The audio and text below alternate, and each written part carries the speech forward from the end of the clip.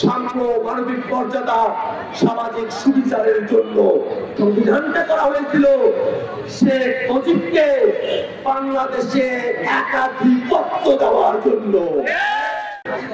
গত বছর 16 জুলাইকে আমাদের ভাই আবু সাইদকে যখন হত্যা করা হলো, বাংলাদেশের মানুষেরা সিদ্ধান্ত নিয়েছিল আর ঘরে বসে থাকার সময় নাই, আর লুকিয়ে থাকার সময় নাই, আর পিছিয়ে থাকার সময় নাই।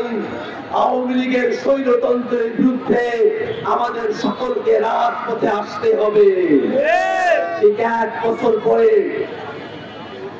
আওয়ামী লীগ, নিষিদ্ধ ছাত্রলীগ গোপালগঞ্জে যখন আমাদের উপরে গুলিবর্ষণ করেছে, আমরা আবারও সিদ্ধান্ত নিয়েছি, শপথ করেছি, এই বাংলাদেশে আমাদের জীবন থাকতে আমরা আওয়ামী লীগের রাজনীতিকে, মুজিববাদের রাজনীতিকে ফিরে আসতে দেব না।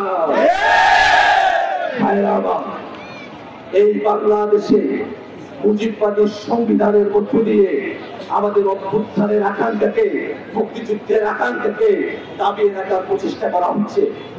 আমরা স্পষ্ট করে বলি, মুক্তিযুদ্ধকে ৭২-এর সংবিধানের ধার হিসেবে ব্যবহার করার চেষ্টা করবেন না। মুক্তিযুদ্ধ হয়েছিল সাম্য, মানবিক মর্যাদা, সামাজিক সুবিচারের জন্য, আর বাংলাদেশের সংবিধানটা করা হয়েছিল শেখ মুজিবকে বাংলাদেশে একাধিপত্য দেওয়ার জন্য।